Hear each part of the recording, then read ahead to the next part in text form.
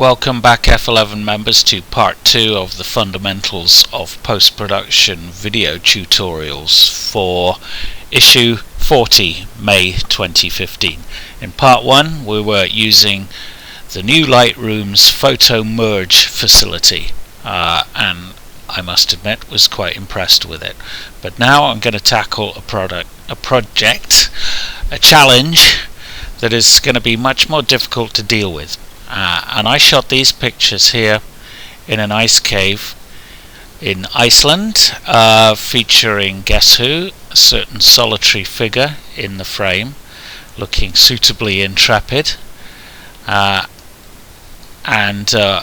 because of the high contrast nature of the shot, I've basically merged my exposures, or done a range of exposures from the darkest to try and hold on to some of the detail here in the mouth of the cave. 5 different exposures here, ranging to the brightest here, which has got good detail in the figure of Wendy. And I'm now going to use the photo merge facility to see how it copes. But of course Wendy was striking her pose here very effectively. She's well practiced at it, but no matter how immobile someone stands, there's bound to be a little bit of moving. So let's see how Lightroom deals with that. So again, I'm going to select the images that I want to merge. If I go to library mode here, from the darkest there to the brightest there, just select all of those, go photo merge, and I'm now going to ask it to, with the deghost amount here, I'm going to click on high and see how it deals with that. Now, because of that, and because of the fact I'm merging 5 exposures and I've set the deghost amount to high, that's going to take a while for the computer to chew on it. So it's working away at it. I expect it to take a couple of minutes. While it's doing that, I should tell you that we're doing this live. I don't know, quite frankly, because I'm just finding out about all this just as much as you are, how it's going to do this, whether it's going to be effective, or maybe we'll have to revert to some combination of manual merging as well. And there is the preview, which looks very good.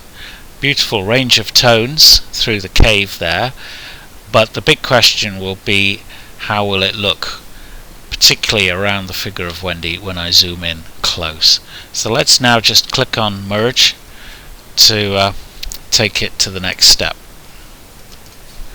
While it's working on that, indicated by this creating HDR slider up there, and it's done it. There's the end result. I just would say I've always been very, very skeptical of auto merging using HDR software, because it ends up with images which just look totally unnatural, and I do not like the look or style at all. But I have to say, initial impressions of Lightroom are that it does it in a very subtle and skilled way. It doesn't, this to me, that looks very natural. So I'm impressed, I have to say. But now let's zoom in and see how it's coped with the merging of figures. And you can see there it's not bad, but at 100% what we have is a bit of an edge around Wendy. Can you see there's some purple fringing going on, and there's also a double edge there. That's sort of what I would expect, quite frankly. So let's just consider what I can do about that. If I now go to the develop module, there I am, still zoomed in. I can come down here to my lens corrections, right down the bottom. Normally I'm working in the profile or the basic or manuals, but if sections of this. But if I go to color and ask it to remove chromatic aberration. Not so much that actually. What the trouble is the purple edging.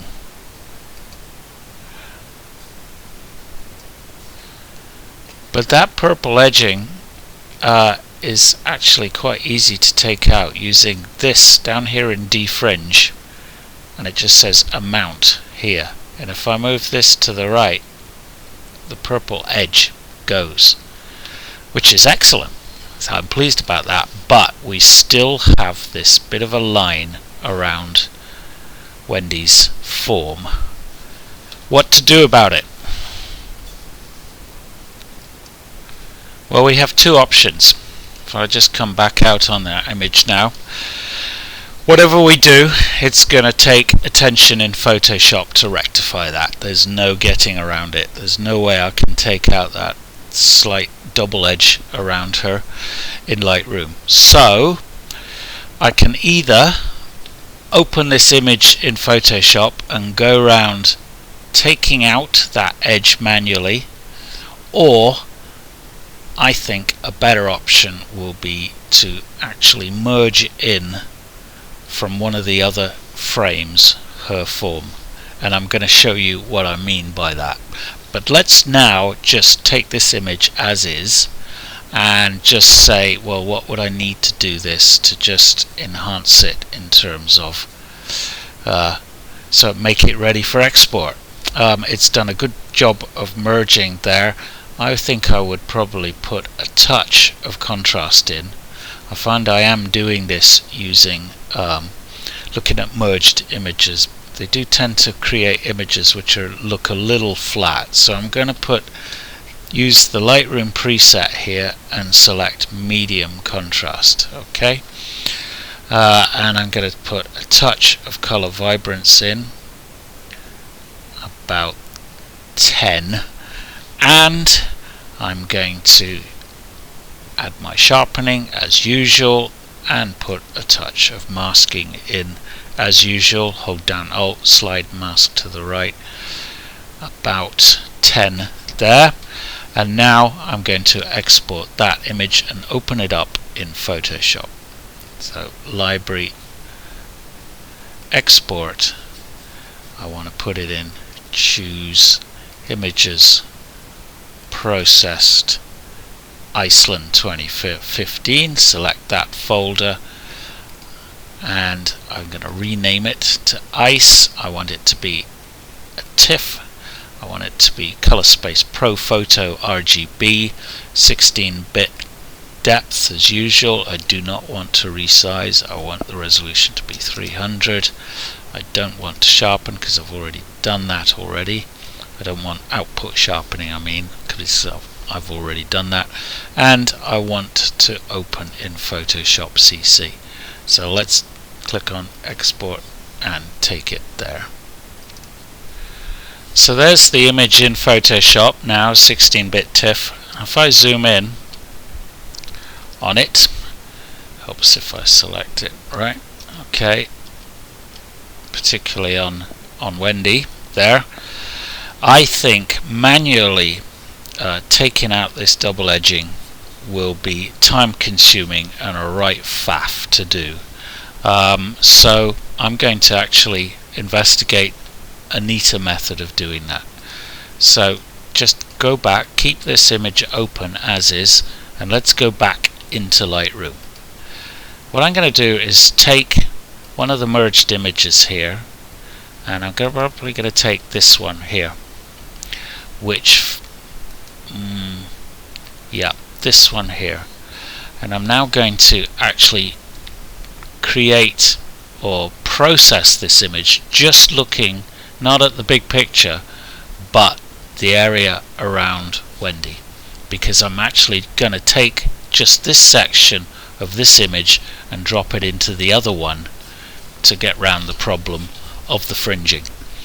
So if I go to develop now, and what I want to do is boost the shadows quite significantly so I can see detail in Wendy's figure there. I'm going to go even more there, and I'm going to pull the highlights right back so that I've got as much information in the snow around her as possible. And of course I add a touch of sharpening, a touch of vibrance, and that's not bad. Okay, I'm ignoring the other parts of the image, and I'm now going to export her and open her up in Photoshop. I'm sure she won't mind. Same settings, and here we go. So now if I look at these two images open next to each other, window, arrange, workspace, arrange, two up vertical there. Let's just alter the size of this one so we can see them next to each other, same size. So, pretty easy thing to do is I'm now going to select all of this image here, select all, up here. I'm now going to edit and I'm going to copy, and I'm now can close this image because I'm finished with it.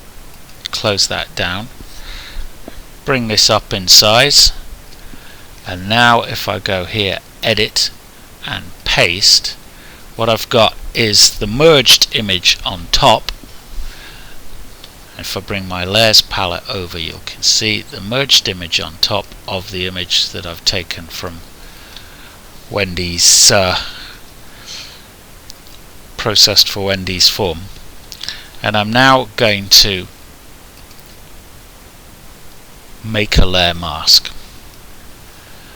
Why do I want to make a layer mask? Because what I'm going to do is put a layer mask over here and then just erase away the part of the mask I want to reveal the sharp form of Wendy beneath this frame here. So if I go layer,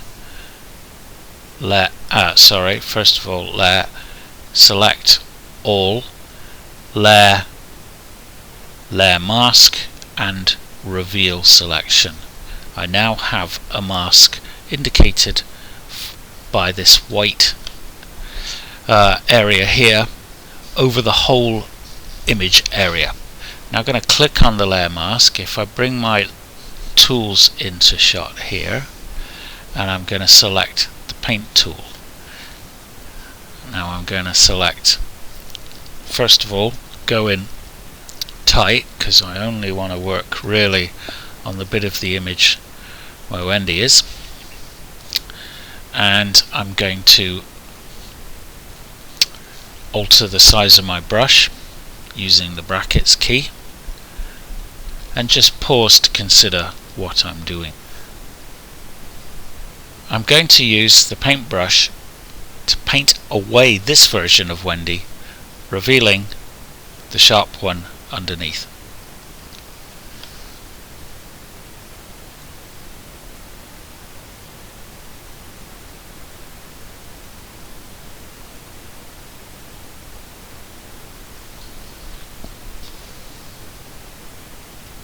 And to do that, I want to paint with black onto this white mask. You can see down here, black is on top of white, so I'm painting with black. I've got opacity up here, I'm going to bring that back to about 30%, and I need a relatively soft brush, which I have. Hardness is at 50%, and now as I paint away, it will reveal Wendy beneath, but hopefully done in such a way that you really don't see the join at all. And et voila, it's done. Now if I look at this image now, there's still down the leg of her left leg here just a little bit of an edge issue there, which I could tidy up, but bear in mind we're looking at this image 100% at the moment, so it's not actually the end of the world. If I zoom out now and look at the image overall, I'm pretty pleased with it. Let's just get these layers out of the way. Over here, I think it's worked pretty well. Pretty strong image, really.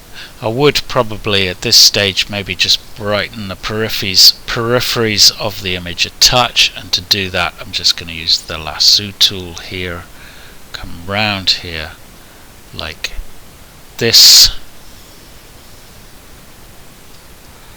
feather that selection, select, modify, feather with a very wide radius. Let's give it something like 250. Okay, and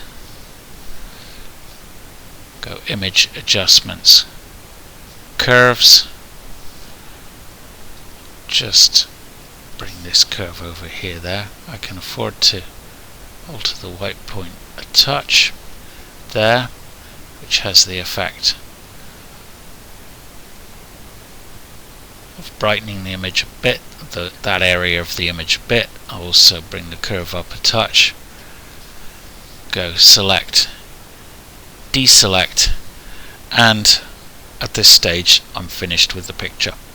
So that's been an interesting exercise, combining the flexibility of Lightroom's photo merge and finishing the job in Photoshop. So there you go. We'll be doing a lot more of this in the coming months, but hopefully that's been an interesting introduction to photo merging in Lightroom. Okay, we'll see you again next month.